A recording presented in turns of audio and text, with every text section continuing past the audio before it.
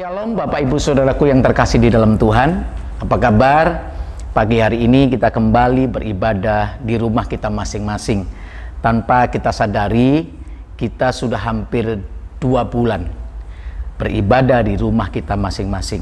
Saya percaya ini mempersiapkan hidup setiap kita untuk benar-benar dibangun menjadi baitnya ataupun tubuhnya yang terus-menerus menyatakan kemuliaan Tuhan, menyatakan kasih, kuasa, dan kebenaran Tuhan. Dan esensi gereja benar-benar nyata kita alami di dalam kehidupan kita bersama-sama sebagai orang-orang yang percaya di dalam Tuhan. Melanjutkan kebenaran firman Tuhan minggu yang lalu, Bapak Ibu, tentang hidup oleh karena iman. Pagi hari ini saya akan menyatakan ataupun menyampaikan kebenaran firman Tuhan yang saya beri tema membangun iman yang benar. Kita akan bahas bersama-sama, kita akan belajar bersama-sama supaya kita memperoleh pencerahan yang sama. Sebelum kita bahas, sebelum kita baca firman Tuhan, mari kita berdoa. Tuhan yang memberkati ketika kami belajar kebenaran firman-Mu. Tuhan mengurapi kami bersama-sama, memberi kami hikmat, memberi kami pengurapan, bahkan memberikan pencerahan bagi setiap kami ketika kami membaca, merenungkan, bahkan melakukan kebenaran yang akan kami baca sebentar Tuhan. Terima kasih Tuhan yang memberkati dari awal sampai dengan akhir. Dalam nama Tuhan Yesus kami berdoa. Amin. Kalau kita membangun iman kita yang benar, maka kita akan juga bertumbuh rohani kita dengan benar. Kita ambil dari 1 Timotius pasal yang ke-6 ayat 11 sampai ke-12. Mari kita baca firman ini. 1 Timotius 6 ayat yang ke-11, firman Tuhan berkata, "Tetapi engkau, hai manusia Allah, jauhilah semuanya itu, kejarlah keadilan, ibadah, kesetiaan, kasih, kesabaran, dan kelembutan." 12. Bertandinglah dalam pertandingan iman yang benar, dan rebutlah hidup yang kekal. Untuk itulah engkau telah dipanggil dan telah engkau ikrarkan ikrar yang benar di hadapan banyak saksi. Dari 2 ayat di 1 Timotius pasal yang ke-6 ini, kita akan belajar menguraikan 3 hal penting. Yang pertama, mari kita bahas bersama-sama. Ayat yang ke-11 menjelaskan, "Tetapi engkau, hai manusia Allah, jauhilah semuanya itu." Rasul Paulus mengingatkan kepada Timotius, jauhilah semuanya itu. Apa yang perlu dijauhi? Menjauhi dari semua itu apa saja? Kalau kita baca ayat sebelumnya, baru kita akan lebih jelas. Di 1 Timotius 6 ayat yang ke-10, Bapak Ibu Saudaraku, mari kita baca. "Karena akar segala kejahatan ialah cinta uang, sebab oleh memburu uanglah beberapa orang telah menyimpang dari iman dan menyiksa dirinya dengan berbagai-bagai duka." Inilah yang diingatkan oleh Rasul Paulus kepada Timotius, supaya Timotius menjauhi semuanya itu. Semua yang disebabkan oleh memburu uang atau memburu segala hal-hal yang sifatnya jasmani, karena akan menyimpang dari iman, sehingga menyiksa diri dengan berbagai duka. Jadi Rasul Paulus mengingatkan kepada Timotius, yang pertama adalah menjauhi semuanya itu, yaitu memburu mengejar uang ataupun harta ataupun hal-hal yang jasmani lebih daripada hal-hal yang rohani.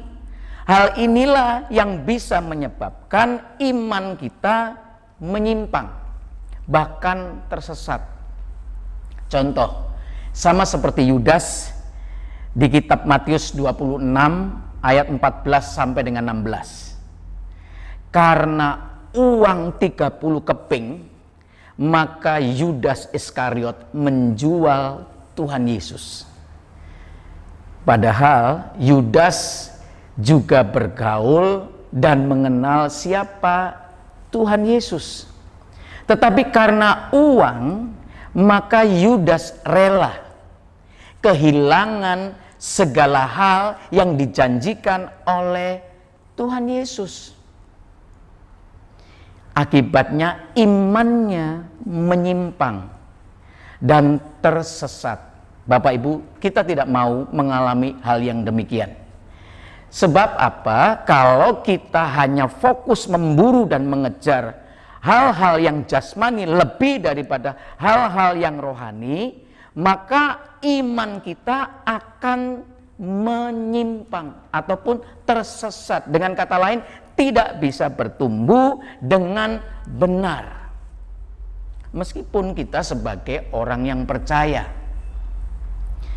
Itulah sebabnya kata Rasul Paulus kepada Timotius melanjutkan ayat yang ke-11, tetapi kejarlah keadilan, ibadah, kesetiaan, kasih, kesabaran, dan kelembutan.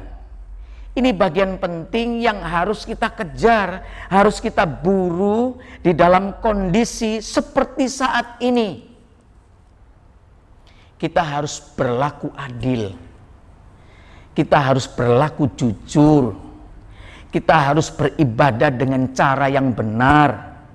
Bahkan kita terus harus membangun kesetiaan kita, kasih kita satu dengan yang lain. Bahkan di dalam kesabaran menghadapi hal-hal yang susah hari-hari ini. Sulit bekerja, sulit mencari nafkah, bahkan terintimidasi banyak hal yang disebabkan oleh COVID-19.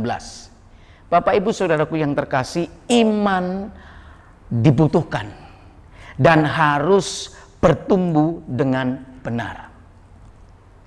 Oleh karena itu, kalau sebelum kita mengalami bencana apapun, bencana alam ataupun bencana sakit penyakit, sebelum kita mengalaminya, kita berani berkata, aku tidak akan tergoncang.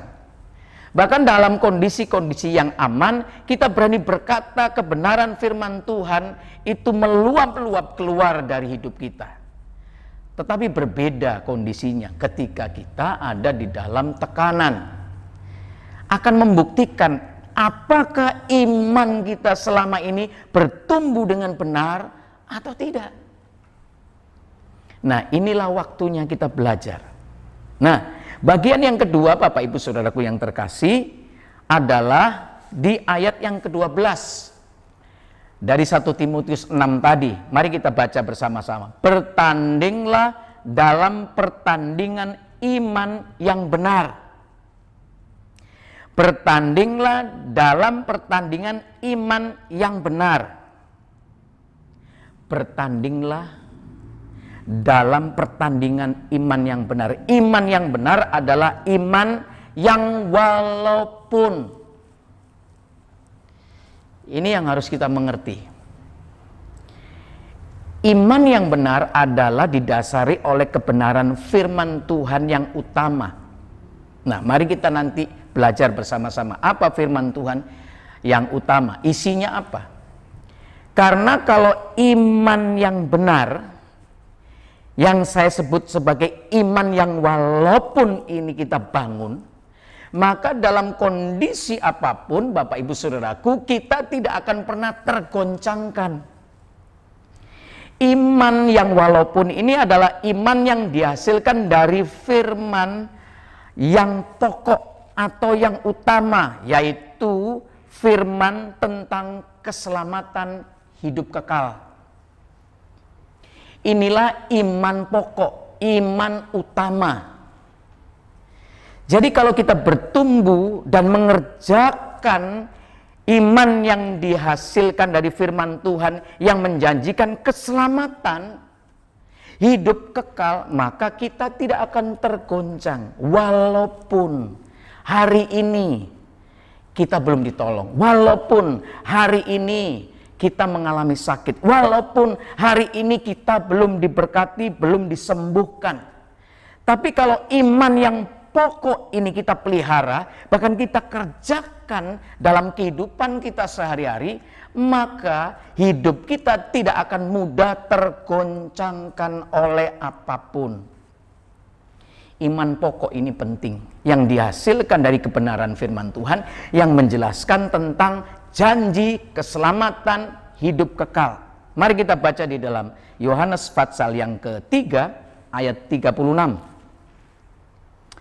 Yohanes pasal yang ketiga ayat 36. Mari kita baca bersama-sama Yohanes pasal yang ketiga ayat 36. Barang siapa percaya kepada anak, ia beroleh hidup yang kekal.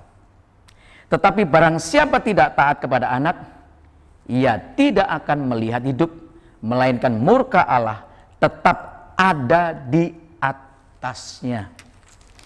Pasal yang kelima, ayat yang ke-24, Yohanes 5 ayat 24, Aku berkata kepadamu, sesungguhnya barang siapa mendengar perkataanku dan percaya kepada Dia yang mengutus aku, ia mempunyai hidup yang kekal dan tidak turut dihukum, sebab ia sudah pindah dari dalam maut ke dalam hidup. Kita lihat di pasal yang ke-11 ayat 25 sampai dengan 26. 25-26. Jawab Yesus, akulah kebangkitan dan hidup. Barang siapa percaya kepadaku, ia akan hidup walaupun ia sudah mati. Dan setiap orang yang hidup dan percaya kepadaku tidak akan mati selama-lamanya. Percayakah engkau akan hal ini? Inilah yang saya katakan sebagai iman yang utama, iman yang pokok, yang dihasilkan dari kebenaran firman Tuhan, yang menjanjikan keselamatan hidup kekal. Ini penting untuk kita pelihara dan kita kerjakan setiap hari. Paulus juga mengatakan di ayat yang lain, kerjakanlah keselamatanmu dalam takut dan gentar. Kerjakan keselamatan. Ini bicara tentang iman yang pokok, iman utama, yang didasari oleh karena firman yang menjanjikan keselamatan hidup kekal. Bapak Ibu, kalau iman ini terpelihara, terjaga, bahkan kita kerjakan dalam kehidupan kita, ini akan membuat kita kuat dalam kondisi apapun. Tidak tergantung Tuhan jawab atau Tuhan belum jawab. Sama seperti yang dikatakan oleh Sadrak, Mesak, dan Abednego. Kalau kita membaca di dalam Daniel 3 ayat 17 sampai 18. Kalaupun Tuhan tidak tolong, aku tidak akan menyembah kepada patung ataupun berhala. Artinya, walaupun Allah tidak menolong Sadrak, Mesak, dan Abednego untuk menghadapi ancaman kematian, dia tetap menyembah dan dia tetap hidup takut akan Allah. Inilah yang saya katakan iman yang walaupun. Ini penting. Mengapa Bapak Ibu, dengan kondisi yang ada di sekitar kita, yang sampai hari ini kurang lebih sama, mulai ada tekanan secara psikologis, ya, karena sudah lama nggak boleh keluar, pekerjaan nggak ada, susah untuk bekerja ataupun berusaha, banyak pembatasan-pembatasan yang terjadi di antara setiap kita. Dan meskipun kita tidak terkena langsung dengan corona, tapi dampaknya kita sama-sama alami. Ya, kita nggak kena langsung dengan penyakitnya, tapi hadiratnya kita rasakan. Kita ngalami dampaknya sekarang ini. Susah bekerja, bahkan mungkin ada di antara kita juga kehilangan pelanggan, kehilangan murid-murid yang biasa les, yang kerjaannya ngelesin. ataupun usaha-usaha yang lain mulai susah, mulai seret dan sebagainya.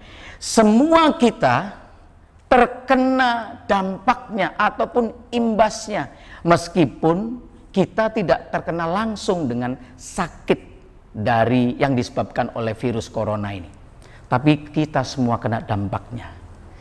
Ya, Bapak Ibu Saudaraku, kalau kita membaca kitab Habakuk, di kitab Habakuk juga menyatakan hal yang sama.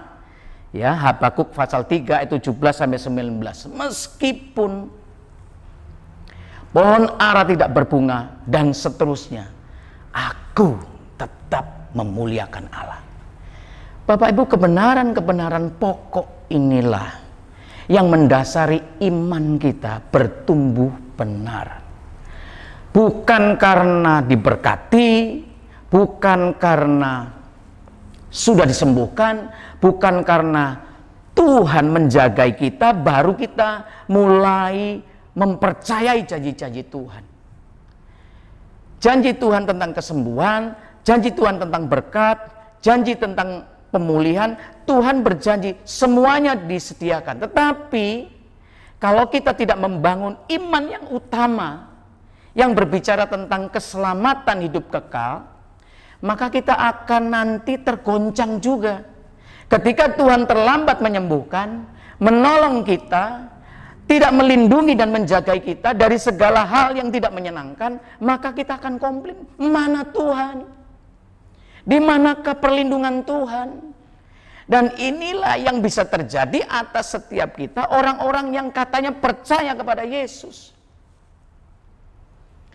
Selama kita hidup di dunia ini, bencana apapun yang terjadi atas dunia ini, setiap kita pasti bisa terkena. Inilah pentingnya mengapa kita harus membangun iman yang benar, iman yang didasari oleh kebenaran firman yang utama, yang pokok. Bagian yang ketiga, Bapak Ibu Saudaraku, dari uraian ayat di atas, pertandingan iman.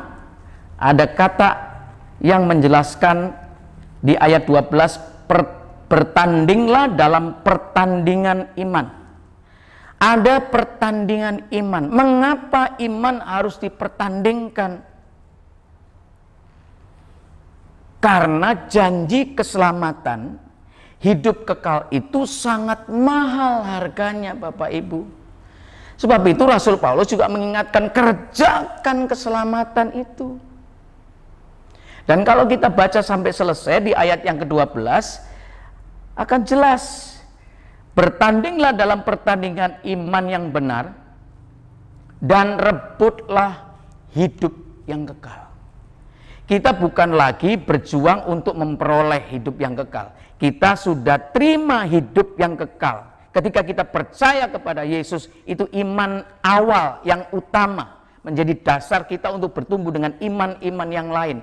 Tetapi supaya iman yang awal, iman yang pokok ini ada dan terpelihara, kita harus menjaganya. Untuk menjaganya kita harus rawat dan kerjakan terus-menerus. Supaya ketika janji-janji yang lain yang Tuhan sediakan belum sampai kepada kita, kita tidak menyimpang. Ini penting Bapak Ibu. Ini sangat penting. Ya. Oleh sebab itu, iman yang utama inilah yang saya sebutkan adalah sebagai iman yang walaupun. Iman harus diuji. Karena keselamatan hidup kekal itu mahal. 1 Petrus pasal yang pertama ayat yang ke-18, sebab kamu tahu bahwa kamu telah ditebus dari cara hidupmu yang sia-sia, yang kamu warisi dari nenek moyangmu itu bukan dengan barang yang fana, bukan pula dengan perak atau emas, melainkan dengan darah yang mahal, yaitu darah Kristus yang sama seperti darah anak domba yang tak bernoda dan tak bercacat. Sekali lagi, iman kita harus diuji, dimurnikan, dipertandingkan, sebab keselamatan yang Tuhan berikan itu mahal harganya. Ini yang harus kita bangun Bapak Ibu. Ya, harus dimurnikan, Melalui apa? Melalui api, kata firman Tuhan. Kalau kita baca di dalam 1 Petrus 1 ayat 7 dan 8. Ya, nanti Bapak Ibu sendiri bisa baca ayat ini.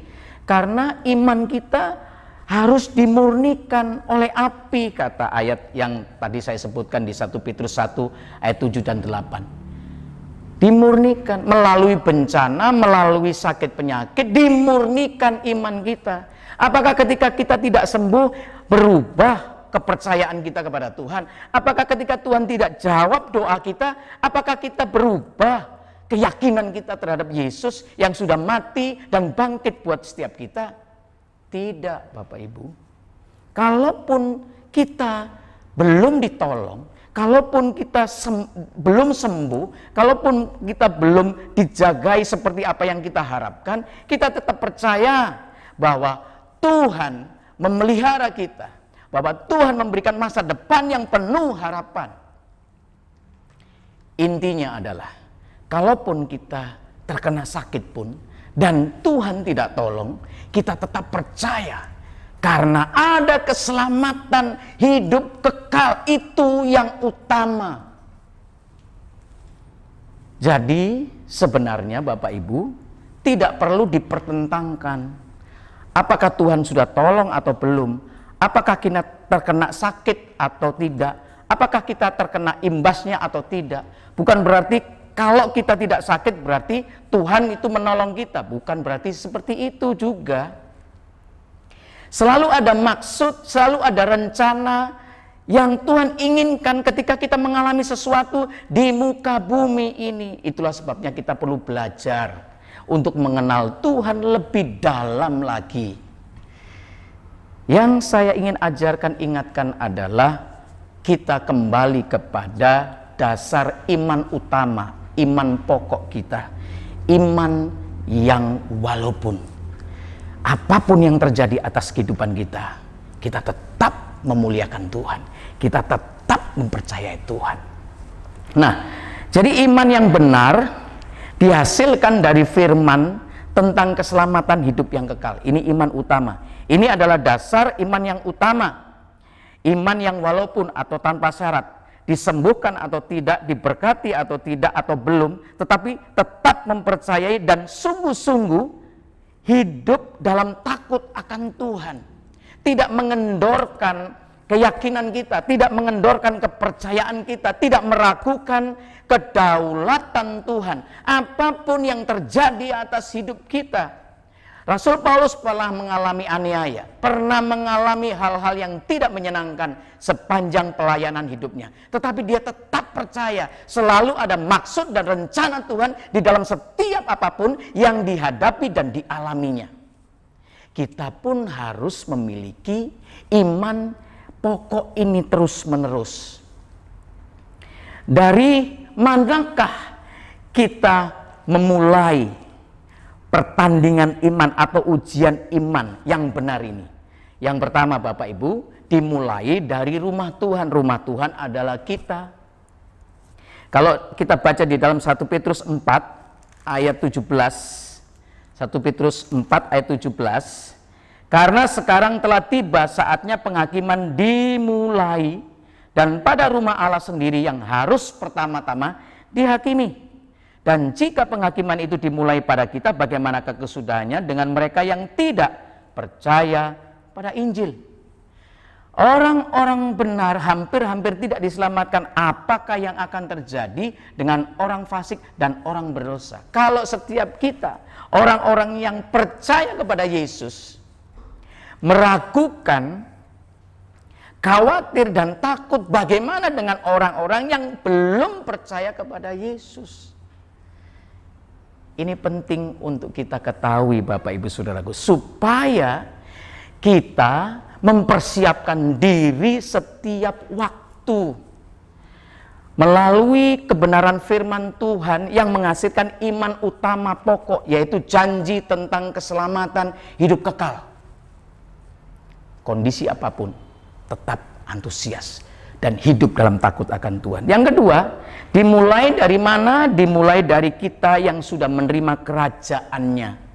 Kata firman Tuhan di dalam Ibrani 12 ayat 27 dan 28 menjelaskan, karena kita telah menerima kerajaan yang tak tergoncangkan, oleh sebab itu beribadalah dengan benar. Mari kita lihat ayat ini lebih jelas, Bapak Ibu. Ibrani pasal yang ke-12 ayat 27. Ungkapan satu kali lagi menunjuk kepada perubahan pada apa yang dapat digoncangkan, karena ia dijadikan supaya tinggal tetap apa yang tidak tergoncangkan. Jadi karena kita menerima kerajaan yang tidak tergoncangkan, marilah kita mengucap syukur dan beribadah kepada Allah menurut cara yang berkenan kepadanya dengan hormat dan takut. Bapak Ibu, kebenaran ini mendasari kita. Bagaimana kita membangun iman yang benar, supaya kita memperoleh semua yang Tuhan janjikan tentang keselamatan hidup kekal. Kalau kita baca di ayat yang pertama tadi dalam 1 Timotius pasal 6, 1 Timotius pasal yang ke-6 tadi, Bapak Ibu, kita kembali sejenak. Perhatikan, bertandinglah dalam pertandingan iman yang benar dan rebutlah hidup yang kekal. Mari kita bersama-sama sepakat. Sekali lagi, kita semua tidak kebal terhadap bencana apapun selama kita hidup di dunia ini. Tetapi ada kebenaran firman yang utama yang menjadi dasar utama kita untuk tetap hidup dalam takut akan Tuhan. Keselamatan hidup kekal. Inilah yang harus kita kerjakan. Sehingga kita memburu dan mengejar bukan uang, bukan harta, bukan hal yang jasmani, tetapi hal-hal yang bersifat kekal. Keadilan, dan kemudian ibadah, kesetiaan, kasih, kesabaran, dan kelembutan. Mari bersama-sama kita sepakat untuk bertumbuh, membangun iman yang benar, berdasarkan kebenaran firman Tuhan yang utama, janji keselamatan hidup yang kekal. Tuhan memberkati. Mari kita berdoa. Tuhan yang memberkati setiap kebenaran firman Tuhan yang kami dengar pagi hari ini, mengingatkan dan mengajar kami supaya kami tetap tinggal di dalam kebenaran firman Tuhan yang menghasilkan iman yang walaupun. Karena kami percaya ketika Yesus bangkit dan memberikan jaminan hidup kekal, itu menjadi dasar untuk kami bertumbuh dengan iman-iman yang lain, Tuhan. Terima kasih Tuhan buat situasi dan keadaan sampai dengan hari ini. Tuhan ajar kami untuk berhikmat dan mengerti maksud dan rencana Tuhan terhadap apapun yang kami alami dan hadapi bersama. Terima kasih. Dalam nama Tuhan Yesus kami berdoa dan kami mengucap syukur. Amin.